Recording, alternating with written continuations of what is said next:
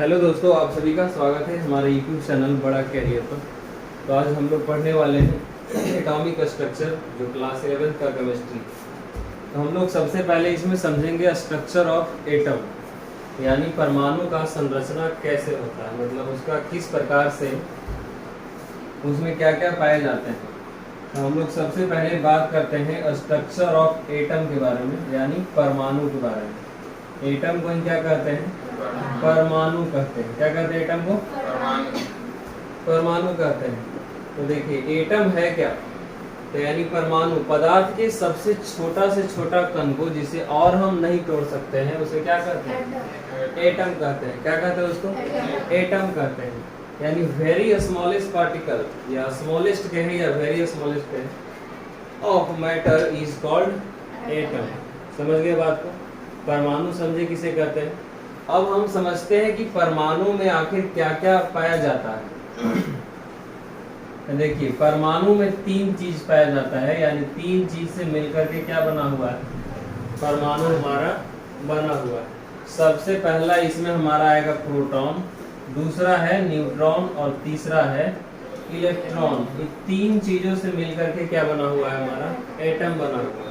और एटम किससे मिलकर के बना हुआ है? तो तीन चीजें से। कौन कौन? प्रोटॉन, न्यूट्रॉन और इलेक्ट्रॉन।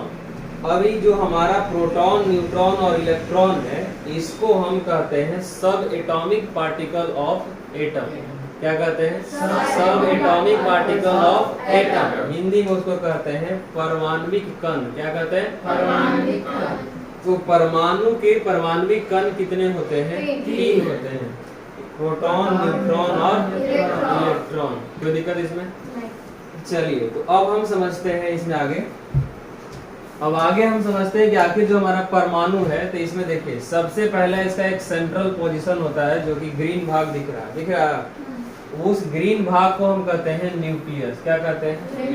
न्यूक्लियस। हिंदी में उसको क्या कह रहे हैं? नाभिक कह रहे हैं। क्या कह रहे हैं उसको? नाभिक। तो देखो सेंट्रल पोजीशन ऑफ एटम या central portion of atom, central portion of atom मान लिया जाए कि यह एटम का संरचना है। क्या है यह? एटम का संरचना है। और इसका जो सेंट्रल पोर्शन है, यानी सेंट्रल जो भाग है, उस भाग को हम क्या कहते हैं? न्यूक्लियस कहते हैं। क्या कहते हैं उसको? न्यूक्लियस कहते हैं। और इस न्यूक्लियस में हमारा प्रोटॉन और न्यूट्रॉन पाया जाता है। क्या क्या पाया जाता है? प्रोटॉन और न्यूट्रॉन। तो देखिए ग्रीन वाला भाग में P लिखा हुआ है, N लिखा हुआ है। P फॉर प्रोटॉन और N फॉर न्यूट्रॉन। तो अब पूछा जाए कि न्यूक्लियस क्या है, नाभिक क्या है? क्या पूछा जाए? नाभिक क्या है? तो कहेंगे कि central portion of an atom is called nucleus. Hindi में उसको कहेंगे कि परमाणु के केंद्रीय भाग, जो बीच का भाग है, उसी को क्या कहा जाता है? नाभिक कहा जाता है। और नाभिक में क्या क्या पाए जाते हैं? प्रोटॉन और न्यूट्रॉन पाए जाते हैं। कोई दिक्कत इसमें? अब समझिए, ये जो हमारा ग्रीन वाला है, तो हम समझ गए कि नाभिक है। और इसके जो ग्रीन वाला भाग है उसको छोड़ दिया जाए, और जो भी जगह बच रहा है उसको कहा जाता है सेल। क्या कहा जाता है? सेल। तो एक्स्ट्रा न्यूक्लियर मतलब न्यूक्लियर पोर्शन को छोड़ करके जो भी भाग बचा हुआ है उसी को क्या कहते हैं? सेल कहते हैं। और इस सेल में हमारा इलेक्ट्रॉन पाया जाता है। क्या पाया जाता है? इलेक्ट्रॉन। बात समझ गए? फिर से एक बार ध्यान से समझिए एटम के बारे में। अगर ये स्ट्रक्चर ऑफ एटम है, एटम ऐसा होता है, इसका जो सेंट्रल पोर्शन है उसको हम क्या कहते हैं? न्यूक्लियस। यानी केंद्रीय भाग को क्या कहते हैं? न्यूक्लियस। और न्यूक्लियस में प्रोटॉन और न्यूट्रॉन पाए जाते हैं। अब इस सेंट्रल पोर्शन को छोड़ करके जो भी बचा हुआ भाग है उसको क्या कहते हैं? सेल। हिंदी में क्या कहते हैं उसको? कक्षा। क्या कहते हैं? कक्षा। और इस कक्षा में क्या पाया जाता है? इलेक्ट्रॉन। तो आपसे पूछा जाए प्रोटॉन कहाँ पाया जाता है, तो नाभिक में। इलेक्ट्रॉन कहाँ पाया जाएगा? कक्षा में पाया जाएगा। न्यूट्रॉन कहाँ पाया जाएगा? नाभिक में, यानी न्यूक्लियस में। बात समझ गए? अब देखिए एटम हमारा किससे मिलकर बना है? प्रोटॉन, न्यूट्रॉन और इलेक्ट्रॉन। यानी हम कहेंगे कि एटम के तीन परमाणविक कण होते हैं। कितना? तीन। इलेक्ट्रॉन, प्रोटॉन और न्यूट्रॉन। कोई दिक्कत? यानी सब एटॉमिक पार्टिकल ऑफ एटम कौन कौन होगा? प्रोटॉन, प्रोटॉन, न्यूट्रॉन और इलेक्ट्रॉन। यहाँ पे एक गधा बैठा है, क्रिस गधा, कुछ नहीं बोल रहा है, बैलेंस, उनको समझ में आना चाहिए। चलिए बात समझ गई लो, इसमें किसी को दिक्कत? सेल समझ गए, न्यूक्लियस समझ गए, अब आगे देखो। अब ये सब जो जितना भी बात समझाए हैं, ये सब बात आगे लिखा हुआ है, इसमें घबराने की कोई जरूरत नहीं। अब समझिए, इसमें थोड़ा सा आगे बात और करते हैं। हम लोग समझ गए कि इलेक्ट्रॉन, प्रोटॉन, न्यूट्रॉन होता क्या है, समझ गए। कहाँ कहाँ कौन पाया जाता है ये भी देख लिए। अब यहाँ समझिए बात को, जो हमारा प्रोटॉन होता है इस पर पॉजिटिव चार्ज होता है। कैसा चार्ज होता है? पॉजिटिव चार्ज होता है। इलेक्ट्रॉन होता है जिस पर नेगेटिव चार्ज होता है। कैसा चार्ज होता है? नेगेटिव चार्ज होता है। और जो न्यूट्रॉन है बाबू, इस पर चार्ज नहीं होता है, यानी जीरो चार्ज होता है, यानी चार्ज लेस है। क्या है? Charge less. तब परमाणु के 3 कण हो गए, प्रोटॉन, न्यूट्रॉन और इलेक्ट्रॉन, जिसमें प्रोटॉन पर पॉजिटिव चार्ज, इलेक्ट्रॉन पर नेगेटिव चार्ज और न्यूट्रॉन पर चार्ज लेस। तो which of the following is chargeless? निम्नलिखित में कौन है जिस पर आवेश नहीं होता है? न्यूट्रॉन। न्यूट्रॉन पे आवेश नहीं होता है। कोई दिक्कत? न्यूट्रॉन कहाँ पाया जाता है? प्रोटॉन कहाँ पाया जाता है? और कक्षा में क्या पाया जाता है? इतना बात समझ गए? बस इतना दिमाग में रखना है। और इसके बाद आप पीछे आइए, और सब यही बात लिखा हुआ है इसमें, जो समझाया गया वही चीज यहाँ लिखा हुआ है। माला गाथ रहे हैं, ध्यान दीजिए यहाँ पहले समझिए। सबसे पहले यहाँ लिखा हुआ है बात कि central portion of an atom is called nucleus. समझे बात को?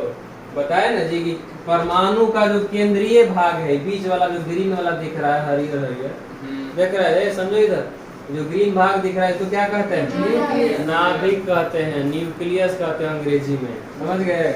तो वही लिखा हुआ है, central portion of an atom is called nucleus, यानी परमाणु के केंद्रीय भाग को क्या कहते हैं? नाभिक कहते हैं। कोई दिक्कत इसमें? आगे वाला भाग लिखा हुआ है भाई साहब, extra nuclear portion of an atom in which electron are present is called shell. अब देखो, जो हमारा न्यूक्लियस को जो छोड़ करके बचा हुआ भाग है जिसमें इलेक्ट्रॉन पाए जाते हैं, उसी को हम क्या कह रहे हैं? सेल कह रहे हैं। वही बात हिंदी में लिखा हुआ है, नाभिक को छोड़कर बचे हुए भाग जिसमें इलेक्ट्रॉन पाए जाते हैं उसे क्या कहते हैं? कक्षा कहते हैं। वही बात वहाँ अंग्रेजी में लिखा है, वही बात किस में लिखे हैं? हिंदी में लिखा है। कोई दिक्कत इसमें? न्यूक्लियस समझ गए, नाभिक समझ गए, कक्षा भी समझ गए। अब आगे आइए, देखो अब आगे कहता है कि shell are also called energy level और ऑर्बिट, जिसको आप सेल कह रहे थे जिसमें इलेक्ट्रॉन पाया जाता है, कोई सेल नहीं कह करके उसको अगर एनर्जी लेवल भी कह दे तो भी सही है, या उसको क्या कह सकते हैं? ऑर्बिट, यानी कक्षा को ही हम ऊर्जा स्तर कहेंगे या क्या कहेंगे? ऑर्बिट। इसको हिंदी में क्या कहते हैं मुझे पता है, इसीलिए इसको क्या लिखिए? ऑर्बिट लिखिए। समझ गए? अब जैसे मानस, नाम उसका मानस है तो इसको मानस कह दे या मालिक कह दे, बात दोनों एक ही है। सेम चीज यहाँ समझना है, shell are also called energy level और ऑर्बिट। सेल को ही हम क्या कहते हैं? एनर्जी लेवल कहते हैं, या उसको क्या कहते हैं? ऑर्बिट कहते हैं। किसी को कोई दिक्कत इतना में? आगे देखो, सब बात जो समझाया वही लिखे हैं, ध्यान से समझिए। आगे कहता, कोई पूछ रहा है कुछ का? पूछो। बोले मतलब कि न्यूक्लियस एक नाम है, मतलब इसको ऐसे भी लिख सकते, शॉर्ट फॉर्म में इसको लिख सकते। न्यूक्लियस एक नाम डिनोटेड होता है ना कुछ ऐसा, क्या? इसको ऐसे भी लिख सकते हो न्यूक्लियस को, डिनोटेड प्रोटॉन को आप पी से डिनोट कर रहे हैं ना? अच्छा, वो प्रोटॉन को अगर हम पी से डिनोट कर रहे हैं, इलेक्ट्रॉन को ई से डिनोट करता है, मतलब न्यूक्लियस को किससे मतलब कर सकते हो? न्यूक्लियस हमारा एटम का सेंट्रल पोजीशन होता है। समझ गए बात? तो इसको डिनोट करने के लिए कोई एक नाम वगैरह रहे तब डिनोट करेंगे। अब आगे आएगा तो अगर डिनोट करना है तो एन लिख देंगे, या फिर प्लस लिख करके भी अगर डैश दे दिया जाए, ये भी हमारा क्या समझा जाता है कि न्यूक्लियस नहीं, इसका कोई सटीक नहीं, इसमें फालतू वाला बात नहीं। चलिए समझिए, देखिए जरा बात आगे। इसमें क्या कहता है कि extra nuclear portion of an atom in which electron are present. ये समझा दिए ना अभी? कि जो हमारा न्यूक्लियर जो पोजीशन है, नाभिक है, उसको छोड़ करके जो भी भाग बचा हुआ है जिसमें क्या पाए जाते हैं, इलेक्ट्रॉन पाए जाते हैं, उसी को हम क्या कहते हैं, कक्षा कहते हैं। और कक्षा को ही हम अलग नाम से जानते हैं, एनर्जी लेवल या ऑर्बिट कहते हैं। इतना में दिक्कत। अब आगे कहता है कि electron, proton and neutron are subatomic particle of an atom. अभी पीछे बताए कि एटम हमारा 3 पार्टिकल मिल से बना है, इलेक्ट्रॉन, प्रोटॉन और न्यूट्रॉन। और उसी पार्टिकल को हम क्या कहते हैं, सब एटॉमिक पार्टिकल। हिंदी में उसको कहते हैं परमाणविक कण। लिखा हुआ है इलेक्ट्रॉन, प्रोटॉन और न्यूट्रॉन ये सभी परमाणु के कैसे कण हैं, तो परमाणु के परमाणविक कण कौन कौन है, तो कौन कौन होगा, इलेक्ट्रॉन, प्रोटॉन और न्यूट्रॉन। इतना बात समझ में आ गया दोस्तों, कोई दिक्कत? चलिए अब आगे देखते हैं। सब समझाया हुआ है, देखिए सेम बस वही लिखा हुआ है, इलेक्ट्रॉन इज नेगेटिवली चार्ज। अभी बताया कि इलेक्ट्रॉन पर कैसा चार्ज होता है, नेगेटिव चार्ज होता है। प्रोटॉन पर कैसा चार्ज होता है, पॉजिटिव चार्ज होता है। और न्यूट्रॉन पर आवेश नहीं होता है, यानी उस पर कोई चार्ज नहीं होता है। तो न्यूट्रॉन इज चार्जलेस, उस पर कोई चार्ज नहीं पाया जाता है। कोई दिक्कत? इतना में किसी को कोई दिक्कत है? चलिए तो आगे देखिए, सब बात समझाया गया है। देखिए आगे कहता है कि neutron and proton are present in nucleus. अभी बताया तो शुरू में कि न्यूक्लियस में हमारा न्यूट्रॉन और क्या होता है, प्रोटॉन होता है, while electron are present in orbit. अभी बताया तुमको कि न्यूट्रॉन और प्रोटॉन हमारा नाभिक में पाया जाता है, जबकि इलेक्ट्रॉन जो है वो कहाँ पाया जाता है, कक्षा में पाया जाता है। यही बात यहाँ लिखा हुआ है, देखो नहीं लिखा हुआ है, न्यूक्लियस यानी नाभिक में क्या पाया जाएगा, प्रोटॉन और न्यूट्रॉन। और सेल जो है कक्षा में क्या पाया जाएगा, इलेक्ट्रॉन। इतना बात समझ में आ गया। यही हमारा स्ट्रक्चर ऑफ एटम है। आपको इस चैप्टर को समझना है तो इतना बात ध्यान में रखिए, तभी आपको समझ में आएगा क्या होता है। पहले बेस समझेंगे नहीं कि परमाणु होता क्या है, कैसे उसमें इलेक्ट्रॉन, प्रोटॉन और न्यूट्रॉन पाए जाते हैं, इसको समझना है। कोई दिक्कत इसमें? चलिए तो लिखने का इसमें कोई जरूरत नहीं है। अब आगे देखिए, अब हम लोग एक नया टॉपिक इसी में आगे बढ़ते हैं। अब आता है एटॉमिक नंबर। क्या आता है, एटॉमिक नंबर। तो एटॉमिक नंबर को हम यहाँ जेड से डिनोट करेंगे। किससे करेंगे, जेड से। जैसे हम लोग एटॉमिक नंबर याद करते हैं, हाइड्रोजन 1, हीलियम 2, लिथियम 3 याद करते हैं, वही एटॉमिक नंबर है। लेकिन हम एटॉमिक नंबर कहते किसको है, आखिर हाइड्रोजन का एटॉमिक नंबर 1 है, उसका एटॉमिक नंबर 1 ही क्यों हुआ? कार्बन का एटॉमिक नंबर 6 है, 6 ही क्यों हुआ? आखिर हम किस आधार पे किसी एटम का एटॉमिक नंबर डिसाइड करते हैं, तो उसी को समझना है। एटॉमिक नंबर यानी क्या लिखते हैं इसको, जेड लिखते हैं। क्या लिखते हैं, जेड। गधा बोल ही नहीं रहा कुछ। एटॉमिक नंबर यानी क्या इसको बोलते हैं, परमाणु संख्या। बोल रहे तुम्हारा बेइज्जती हो रहा है, तुम समझ नहीं रहा बात को। पूछ रहे हैं, तुम समझ में आया ना, तो बोलिए। बस छुपाना, इसमें छिपना क्या है। देखिए बात, अभी एटॉमिक नंबर को समझना है, मेन बात ध्यान से समझना चाहिए। एटॉमिक नंबर कहेंगे किसको, कहता it is the number of proton present in nucleus. अब तुमको 1% भी कंफ्यूजन नहीं होना चाहिए। प्रोटॉन कहा है ना जी, प्रोटॉन कहाँ पाया जाता है, न्यूक्लियस में, नाभिक में पाया जाता है ना। तो बस वही डिफिनेशन तो यहाँ कह रहा है भाई साहब, it is the number of proton present in nucleus of an atom. यानी किसी एटम के न्यूक्लियस में जितना प्रोटॉन मौजूद रहेगा, उस प्रोटॉन की संख्या को हम क्या कहते हैं, परमाणु संख्या कहते हैं। कोई दिक्कत है? बात लिखा हुआ है, परमाणु के नाभिक में उपस्थित प्रोटॉन की संख्या को क्या कहते हैं, परमाणु संख्या कहते हैं। समझ गया? यानी हम समझे कि कार्बन का परमाणु संख्या 6 है, इसका मतलब इसमें प्रोटॉन की संख्या कितना है, 6। नहीं समझे? कोई दिक्कत इसमें? एटॉमिक नंबर होता क्या है, समझ गए? यानी परमाणु के नाभिक में जितना प्रोटॉन रहेगा, उस प्रोटॉन की संख्या को क्या कहते हैं, परमाणु संख्या। चलो समझ गए? कोई दिक्कत? अब आगे देखिए,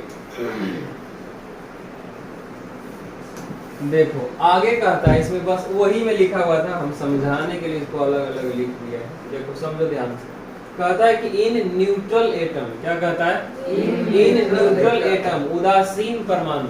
क्या उदासीन परमाणु। इन न्यूट्रल एटम यानी उदासीन परमाणु में देखना है। देखो उदासीन परमाणु हम कहेंगे किसको, तो वैसा परमाणु जिस पर कोई आवेश न हो, मतलब उस पर आवेश क्या हो, जीरो। उस पर आवेश क्या हो, जीरो, यानी चार्ज लेस, उस पर कोई चार्ज नहीं हो, तो वो क्या है, उदासीन है। समझ रहे बात को। जैसे ए है, इस पर कोई चार्ज नहीं है, लेकिन हम अगर इसमें से इलेक्ट्रॉन निकाल देंगे तो इस पर क्या आ जाएगा, चार्ज आ जाएगा। चार्ज आ जाएगा ना, तभी क्या हो जाएगा, चार्ज आ गया, पॉजिटिव आ गया ना। तो हमको इसमें नहीं देखना है, हमको इसमें देखना है। और ये हमारा क्या है, चार्जलेस है, यानी उदासीन है। क्या है, उदासीन। तो यहाँ हमको उसी में देखना है, इन न्यूट्रल एटम यानी उदासीन परमाणु में।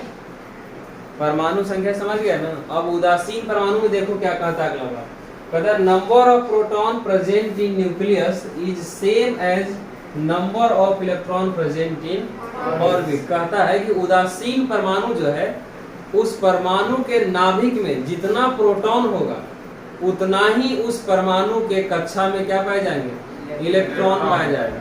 वही बात लिखे हैं, उदासीन परमाणु के नाभिक में जितना प्रोटॉन होता है उतने ही उस परमाणु के कक्षा में क्या पाए जाते हैं, इलेक्ट्रॉन पाए जाते हैं। अगर हम लिख दे यहाँ पे सोडियम, क्या लिख दे, एटॉमिक नंबर इसका कितना है, इस पर कोई चार्ज है, चार्ज दिख रहा है, नहीं दिख रहा है, मतलब बाबू ये कैसा चार्ज हो, मतलब एटम हो गया न्यूट्रल एटम। कैसा एटम हो गया, न्यूट्रल एटम। और न्यूट्रल एटम है तो इसमें प्रोटॉन कितना होगा, 11 होगा ना जी। आप ध्यान से समझिए, ऊपर क्या कह रहा है, it is the number of proton present in nucleus, उसी को तो हम क्या कह रहे हैं, एटॉमिक नंबर। और सोडियम का एटॉमिक नंबर कितना होगा, 11। इसका मतलब उसमें प्रोटॉन भी कितना होगा, 11। अब प्रोटॉन 11 है, इसका मतलब हो गया, इसमें अभी पॉइंट पढ़े न्यूट्रल एटम के अनुसार कि इलेक्ट्रॉन भी इसमें कितना होगा, 11 होगा कि नहीं होगा। देखिए तो दोनों बराबर हो गया, समझे बात को। प्रोटॉन और न्यूट्रॉन दोनों इलेक्ट्रॉन बराबर हो गया ना। अब देखो तो अभी देखो ये जीरो कैसे इस पर आवेश है। प्रोटॉन मतलब पॉजिटिव चार्ज यानी +11, इलेक्ट्रॉन मतलब नेगेटिव चार्ज यानी -11, यानी +11 और -11 क्या हो गया, जीरो। यानी जितना प्रोटॉन है, जितना पॉजिटिव चार्ज है उतना ही नेगेटिव चार्ज है। इसका मतलब टोटल आवेश क्या हो गया, जीरो हो गया। बात समझे, परमाणु संख्या हो गया खत्म। नहीं समझ में आया, समझ में आया जी, किसी को कोई दिक्कत इसमें नहीं। तो अब आगे देखो, आगे हम लोग अब चलते हैं। अब आगे हमको समझना है मास नंबर। क्या समझना है, मास नंबर। मास नंबर, परमाणु संख्या क्या होता है इसको हम लोग समझ लिए। अब आगे क्या समझना है, मास नंबर, जिसको कहते हैं द्रव्यमान संख्या। क्या कहते हैं हिंदी में, द्रव्यमान संख्या। और मास नंबर को हम किससे सूचित करेंगे, ए से। एटॉमिक नंबर को किससे कर रहे थे, जेड से, लेकिन मास नंबर को किससे करेंगे, ए से करेंगे। अब कहता है समझिए पहले कि मास नंबर क्या होता है। कहता है it is sum of proton and neutron present in nucleus. अभी शुरू में ही बताया कि कोई एटम है तो उसमें न्यूक्लियस होगा, बीच वाला भाग, और उस बीच वाले भाग में क्या पाए जाएंगे, प्रोटॉन और न्यूट्रॉन। अब यहाँ मास नंबर वही कहता है कि जितना न्यूक्लियस में प्रोटॉन होगा और न्यूट्रॉन होगा, वो दोनों को जोड़ देंगे, जोड़ने से जो मिलेगा वही हमारा क्या कहलाएगा, मास नंबर। वही बात हिंदी में आपके लिए लिखा गया है, किसी परमाणु के नाभिक में उपस्थित प्रोटॉन और न्यूट्रॉन के योगफल को क्या कहते हैं, द्रव्यमान संख्या। या कह सकते प्रोटॉन और न्यूट्रॉन के, किसी परमाणु के नाभिक में उपस्थित प्रोटॉन और न्यूट्रॉन के कुल संख्या को, ये भी सही है, वो भी सही है। परमाणु के किसी नाभिक में उपस्थित प्रोटॉन और न्यूट्रॉन के योगफल के द्रव्यमान को, योगफल को क्या कहा जाता है, द्रव्यमान संख्या। वहाँ बस संख्या ऐड कर देना होता है। वही है, it is sum of proton and neutron, यानी किसी परमाणु के नाभिक में जितना प्रोटॉन रहेगा और जितना न्यूट्रॉन रहेगा, वो दोनों को जोड़ देंगे, जोड़ने से जो हमको आंसर मिलेगा वही क्या कहलाता है, मास नंबर कहलाता है, यानी द्रव्यमान संख्या कहलाता है। द्रव्यमान संख्या को क्या लिख रहे हैं, ए लिख रहे हैं। तो देखिए अब इसका फॉर्मूला, तो ए बराबर, यानी ए बराबर मतलब क्या, मास नंबर बराबर, फॉर्मूला क्या हो जाएगा, क्या कह रहा है, प्रोटॉन एंड न्यूट्रॉन, यानी पी हो जाएगा। असम न कह रहा है जी, योगफल ना। तो प्रोटॉन की संख्या प्लस न्यूट्रॉन की संख्या, दोनों को जोड़ देंगे तो हमको क्या मिल जाएगा? मास नंबर यानी द्रव्यमान संख्या। कोई दिक्कत है? इतना बात समझ गए?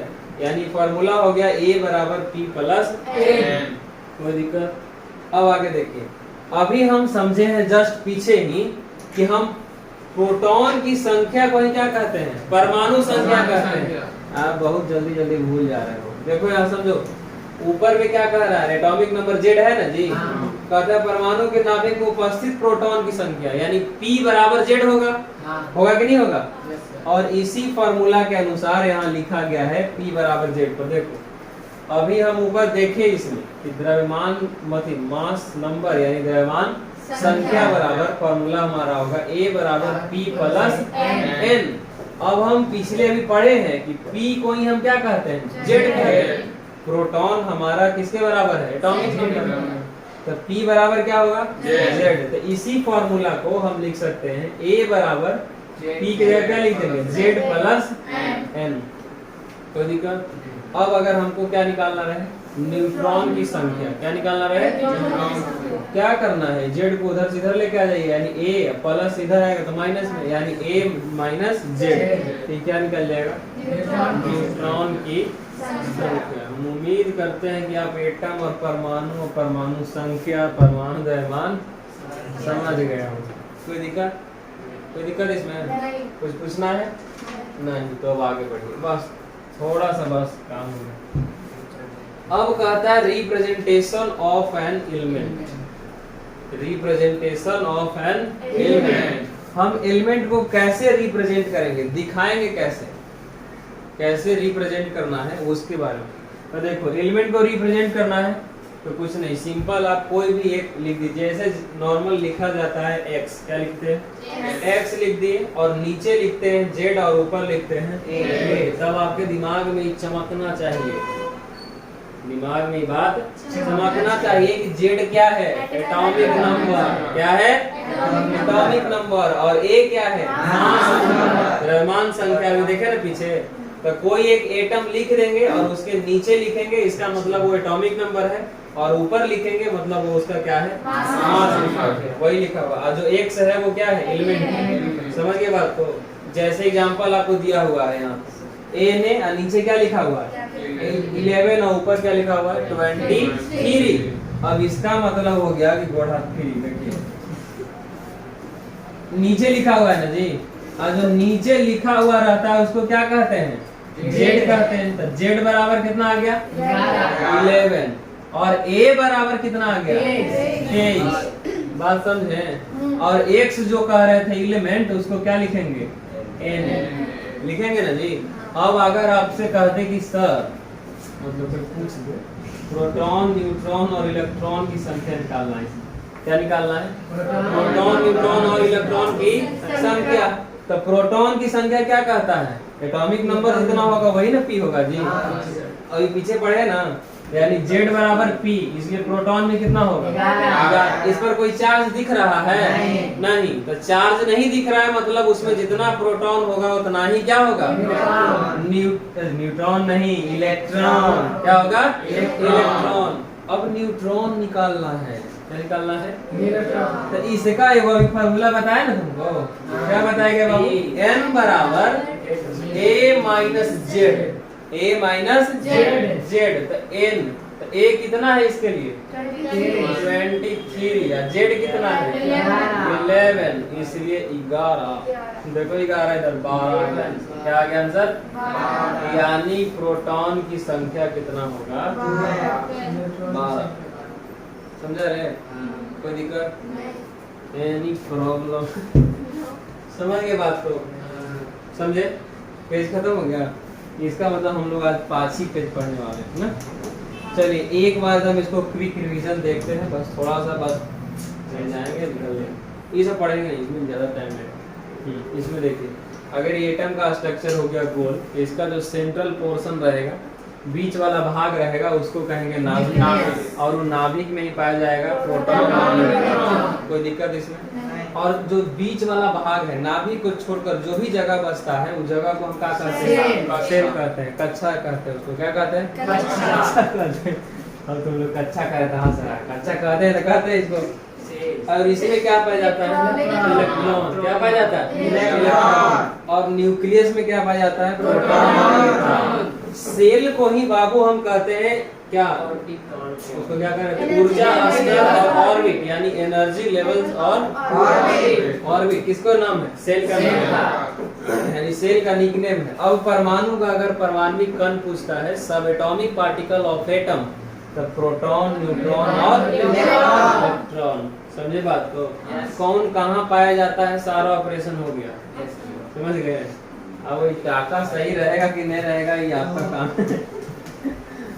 समझ गए बात को? कोई दिक्कत? चलिए, तो समझ गए बात को, याद करेंगे। एटॉमिक नंबर समझ गए? कोई दिक्कत इसमें? एटॉमिक नंबर कहता है कि नाभिक में जितना प्रोटॉन होगा वही क्या कहलाएगा? Atomic number. कोई पूछता है सर आर्गन का एटॉमिक नंबर 18 है, कितना है? इसका मतलब इसमें प्रोटॉन भी कितना होगा? 18 होगा। बस इसी को कहते हैं। अब कहता है कि इन न्यूट्रल एटम, अगर परमाणु कैसा हो? उदासीन, जिस पर कोनो चार्ज नहीं हो, कोई भी चार्ज उस पर नहीं हो। जब कोई चार्ज है ही नहीं, इसका मतलब उसमें जितना प्रोटॉन होगा उतना ही इलेक्ट्रॉन होगा। क्या होगा? इलेक्ट्रॉन होगा। बात समझ गए? चलिए, अब इसमें कुछ है ही नहीं। अगला पॉइंट कहता है मास नंबर बराबर। तो मास नंबर तो आप समझ ही रहे कि जब नाभिक में प्रोटॉन और न्यूट्रॉन की संख्या उसको जोड़ देना है, और जो प्रोटॉन और न्यूट्रॉन को जोड़ करके जो आंसर आएगा वही क्या कहलाएगा? मास नंबर कहलाएगा। फॉर्मूला इसका नीचे लिख दिए हैं, A बराबर प्रोटॉन की संख्या प्लस न्यूट्रॉन की संख्या। कोई दिक्कत इसमें? हम जानते हैं कि न्यूट्रल एटम में प्रोटॉन होती, जानते हो नहीं? मतलब एटॉमिक नंबर प्रोटॉन की संख्या के क्या होता है? बराबर होता है। इसलिए द्रव्यमान संख्या बराबर, मतलब मास नंबर बराबर फॉर्मूला हो जाएगा Z प्लस N। अगर हम N निकालना चाहते हैं तो A माइनस Z हो जाएगा। फिर देखिए रिप्रेजेंट कैसे करना है एलिमेंट को। तो X लिखते हैं, नीचे उसका एटॉमिक नंबर और ऊपर क्या लिखते हैं? Mass number. अब इसमें कौन क्या है लिख दिया गया है, कैसे इलेक्ट्रॉन प्रोटॉन निकालते हैं ये भी लिख दिया गया है। अगर आप चाहते हैं, अगर आप चाहते हैं कि और इस तरीके का सवाल बनाया जाए, क्या बनाया जाए? तो सवाल बनाया जाए तो लिखिए सवाल। क्या लिख देंगे? कार्बन 612, ऑक्सीजन, इसमें आपको निकालना है इलेक्ट्रॉन, प्रोटॉन, न्यूट्रॉन, जेड, मतलब सारा चीज निकालना है जो उसमें निकला। ऑक्सीजन 8 और 16, क्लोरीन लिख सकते हैं आप 17 और 35। चलिए, तो इसके बाद अगर और भी आप चाहते हैं तब हमारे यहाँ बड़ा कैरियर तो लिख देते हैं, बड़ा कैरियर ऑफिशियल। ये हमारा टेलीग्राम चैनल है, इससे जुड़िए। उसमें आपको सवाल मिलेगा, नोट्स मिलेगा और भी बहुत कुछ मिलेगा जो उसमें इम्पोर्टेंट। समझ गए? अब हम लोग मिलेंगे नेक्स्ट लेक्चर में क्वांटम नंबर के साथ। किसके साथ मिलेंगे? क्वांटम नंबर के साथ। तक मजा लीजिए।